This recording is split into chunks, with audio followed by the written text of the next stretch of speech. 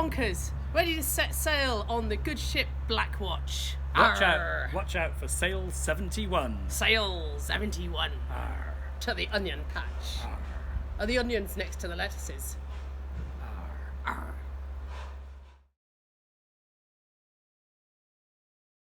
So, Mr. Bonkers, would you like to talk us through some of the features of your unique vessel? If you would follow my finger this way down here, first to say to you landlubbers, this is not really a ship. This is by way of a representation.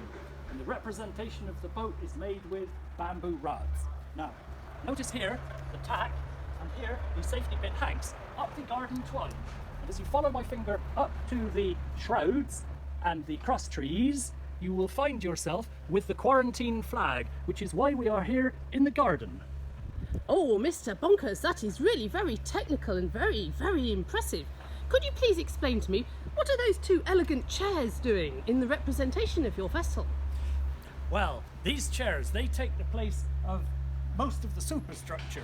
But here we will be on deck.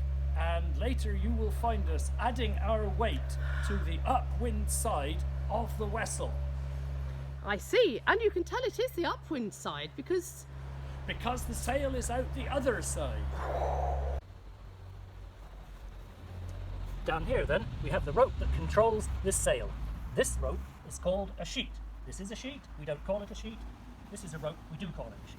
If you follow me back here, follow along this line, you will come to the winch by which we control the tension, which pulls the sail back or lets it out around this drum winch. Now, as you know, this is only a representation of a boat. It would be unusual for a boat to have a garden bird feeder because we do not get garden birds when we are at sea. Otherwise, undoubtedly, we would carry one.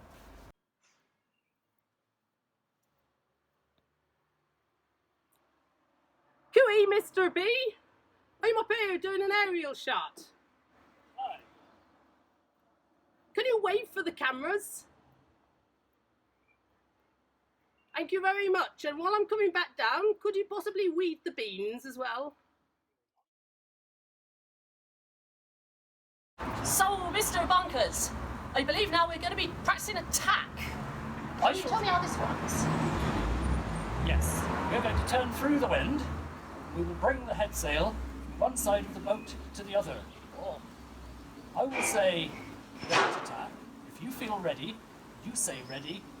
And as we come through the wind, I shall be saying lee-ho. All right. Let's give it a go, Mr. Bonkers. Ready to attack? Ready! Aye, ready! Lee-ho!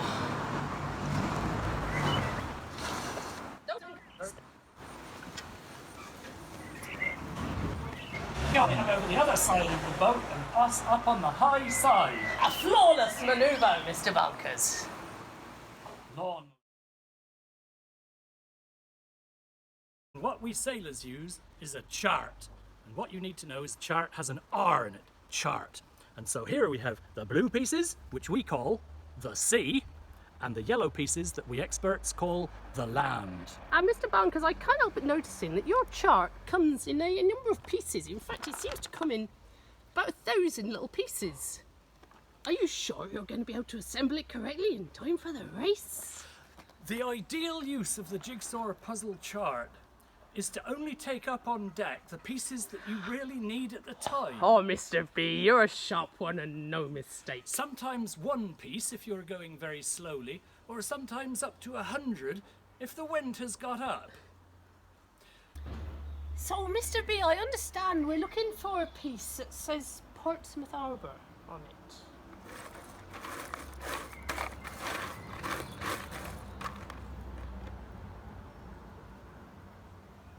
Portsmouth Harbour is one of the largest harbours in the world. You'll probably need more than one piece. Oh, Mr. B, this is going to get a bit complicated. This may be an occasion where doing the puzzle beforehand would make more sense. I did say so to you before, Mr. B, and you said no need. Well, we'll have to improvise. Thank you, Mr. B. We will use the box lid.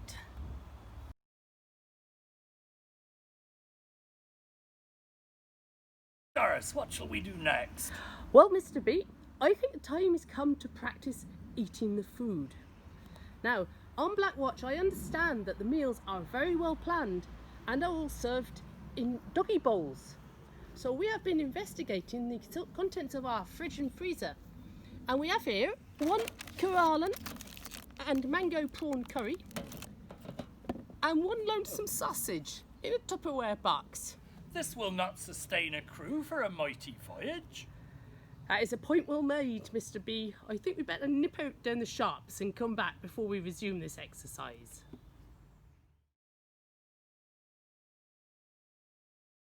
So, Mr. Bonkers, it's a lovely day here in England. Can you tell me how you and your intrepid crew are going to plan to handle the bad weather that could come to you on the race to the onion patch? Well, even on a lovely summer's day in England, there could be mighty squalls. But in the absence of a mighty squall, I have here a gardening implement. And what you will see here is that water comes in through the hose and spins out a surprising amount of water here. And so we will put out the sprinkler and we will dress the crew in the impervious costume from Impervious Mr. Musto. costumes? Impervious costumes. Well, You can sit on the rail for hours and the sick won't go in and the rain won't go in and the farts won't come out.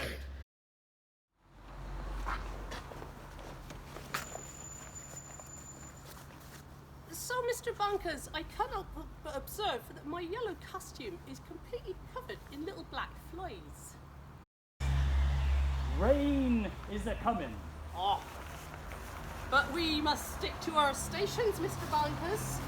We must be... continue to wait out.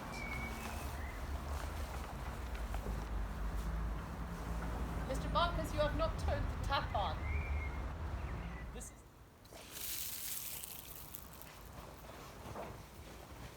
Doris, that is unnecessarily effective. Mr. Bonkers, this seems to be extremely effective. You seem to be getting very wet indeed. My pretty deck shoes. Where are my Dewberry boots? Oh dear, Mr. Bonkers, let me see if I can move this sprinkler closer to your person. For adding very similitude, I think. Oh yes. Oh hurrah. Oh, This is very like sailing. this is very like an English summer. That's enough training for now, Doris. That's quite enough. Thank you, Mr. B. I shall go and turn the tap off. Are you all right, Sid? I'm all right. It's just the steam as gets to me.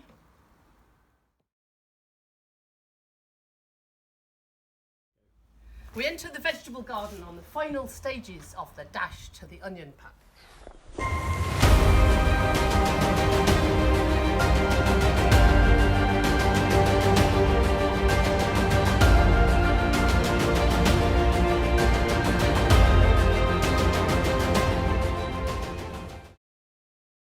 They're shallots, actually, but they'll do, I think, for now. Mr. Bonkers, let's get out those navigational aids and have a nice cup of tea.